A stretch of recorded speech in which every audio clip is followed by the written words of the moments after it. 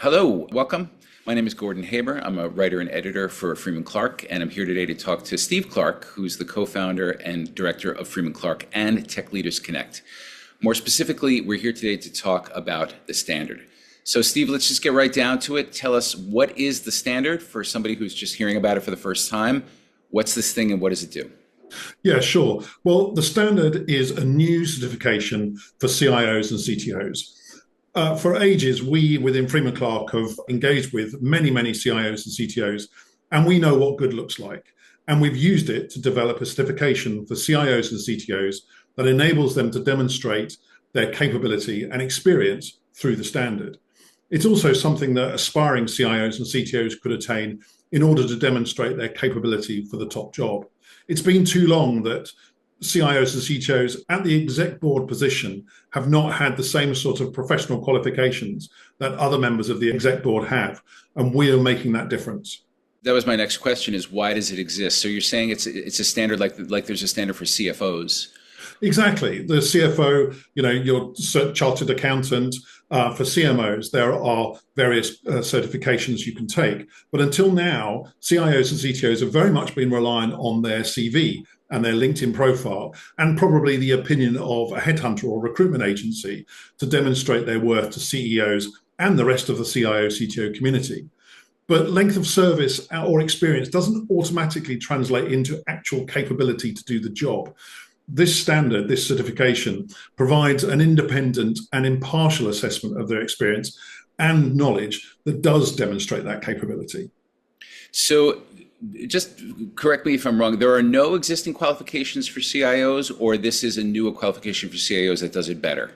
So there are some that you could say are orientated towards IT leadership. The British Computer Society, for instance, has the Chartered IT Professional, but that you can get at engineering level as well as leadership level. And you can go on MBAs and become a certified CIO through an MBA course, typically with some of the larger American universities, but they are very expensive and they're quite narrow in their view. And the Chartered Professional also uses the Sophia framework, which is very wide-ranging. It's got a very wide brief, and it doesn't single out CIOs and CTOs in their role.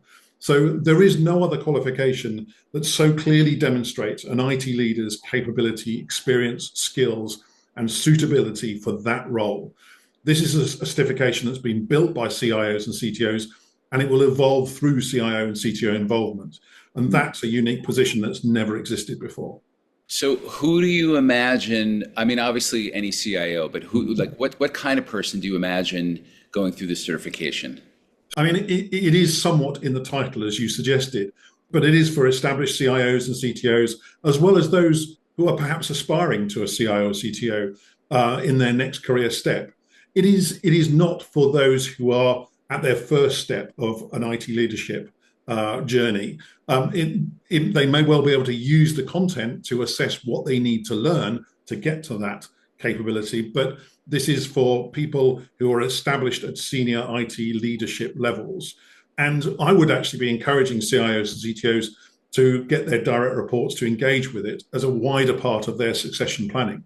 Well, that actually leads again to my next question, was like, if a CEO is footing the bill for this, like what do they get out of it? What is the business? I understand its value for a CIO, but what does the business get out of it?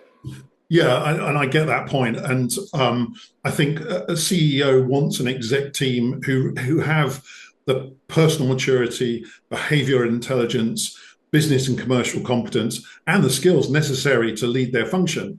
And a CIO's capability to assess the first four is relatively easy, because they're common skill sets that the CEO should be able to understand and know and assess. But knowing if a CIO or CTO has the skills necessary to lead their function has historically been guesswork and relying on the recruiter. So this gives the CEO a real confidence that a CIO CTO has the capability to lead the function, allowing them to concentrate more on deciding whether they're a good fit for their business. And as for impact on the business, having a certified CIO CTO on the board enables the exec team to go into major change programs and long-term strategic delivery with a lot more confidence. And it improves the likelihood of successful transformation programs and pragmatic delivery of technologies that underpin business growth and success. given how significant technology is to any business now, having a certified CIO or CTO in the exec team must be a requirement, and it's definitely a boost for the shareholders. That makes total sense. You're sort of alluding to the fact that this is a rigorous standard. So Yeah. just give us a sense of of how long it might take a person to get the certification, and maybe what your thinking was about when you worked at the criteria. Yeah, sure. That's a good point. So what we did when we looked at how to develop this was we looked at existing assessments and accreditations that CIOs and CTOs were already interested in, or some of their teams were using. So things like Prince2, managing successful programs, the EC Council CISO certification, for instance. And we've adopted a similar sort of capability around that using foundation and practitioner levels. And also we looked at how we should actually develop the assessment criteria. For the foundation level, it's all done through multiple choice exams, of which there are 5. At the practitioner level, there are 7 exams of a similar type, but there's also an interview and a scenario assessment as well. So it's not just exams, it takes it on to another level. These methods were driven by constant feedback from CIOs and CTOs that we've engaged with throughout the process of developing the assessment from the start. Above all, what we wanted was something that was a serious undertaking, that gave something that people could be proud of, and that it wasn't being achieved by everybody. To become certified at foundation level, and foundation level, by the way, is something that we would expect your CIO, CTO at board level to be able to achieve. Practitioner takes it on to a whole new level. But it's about 6 hours worth of exams.